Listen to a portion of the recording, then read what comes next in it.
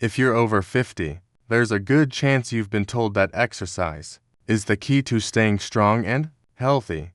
And that's absolutely true. But here's the problem. Not every exercise is a good exercise for every body.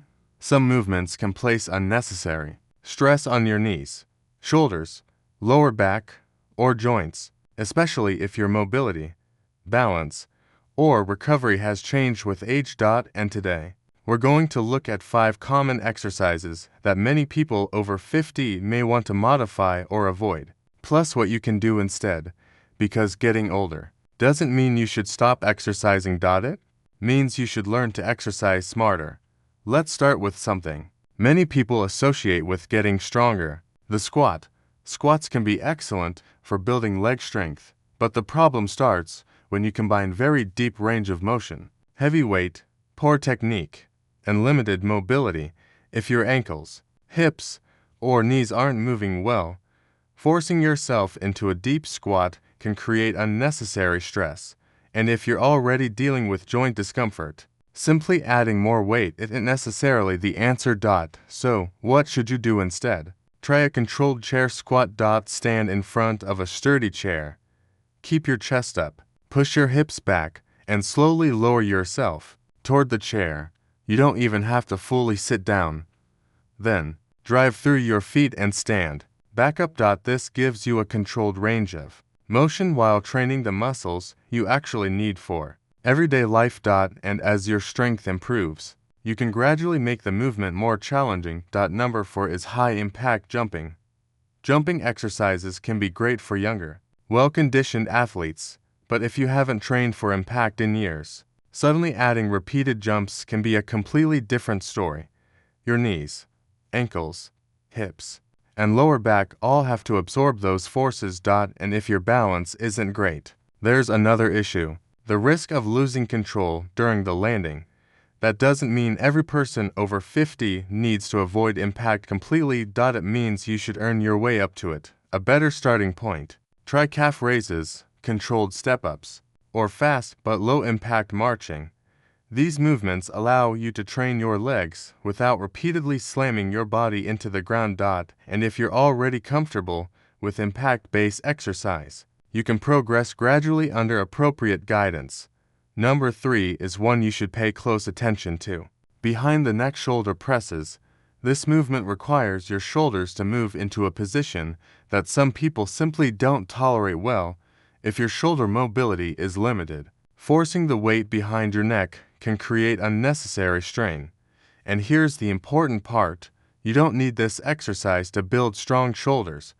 Try a dumbbell shoulder press in front of your body. With a comfortable range of motion, keep your ribs controlled.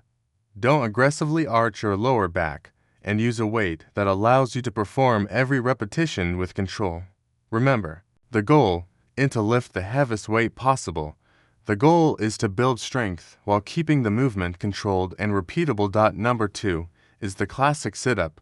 For years, people were told that hundreds of sit-ups were the secret to getting strong abs, but doing large numbers of fast, uncontrolled sit-ups isn't necessarily the best way to train your core, especially if you already experience back discomfort.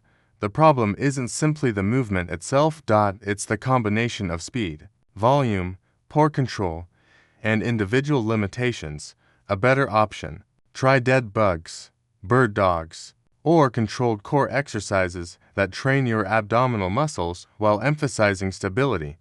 For example, with a bird dog, start on your hands and knees, brace your core, slowly extend one arm and the opposite leg. Pause. Then return to the starting position and switch sides. It looks simple, but done correctly, it teaches your core to stabilize your body instead of simply moving it repeatedly. And now we get to the most important one. It's not actually one specific exercise. It's lifting heavy weight with poor form just to prove that you can. This is one of the biggest mistakes people can make at any age. But as you get older, recovery can become more important. Your goal shouldn't be, how much can I lift? Your goal should be, can I control this movement? If you're swinging the weight, holding your breath excessively, losing your posture, or using momentum to complete the final repetitions. The weight may simply be too heavy for you right now. Try this rule instead. Choose a weight that allows you to perform the movement with good control. Move slowly. Keep your technique consistent. And stop before your form completely breaks down. You can always increase the challenge later. So what should your workout actually look like after 50? Think about for basic categories: strength, balance, mobility, and cardiovascular fitness. Strength training helps you maintain the muscles you use every day. Balance work can help you become more confident on your feet. Mobility helps you move through the ranges of motion you need for daily activities. And cardiovascular exercise helps you build endurance. You don't need an extreme workout, you need a routine you can perform consistently and recover from. Even simple movements like chair squats, rows, step-ups, walking, calf raises, and controlled core exercises can form the foundation of a very effective routine. But there's something even more important than choosing the perfect exercise. Consistency. A perfect workout performed once a month isn't going to transform your body. A simple routine performed consistently can. And don't fall into the trap of thinking that pain automatically means the workout is working. Muscle fatigue can be normal, but sharp, severe, or persistent pain is different. If an exercise causes pain, or you're dealing with an existing injury or medical condition, get guidance from an appropriate healthcare or fitness professional before pushing through it.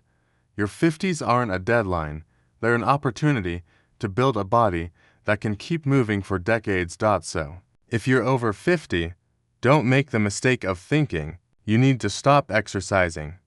You don't, you just need to stop training blindly. Choose movements that match your current ability.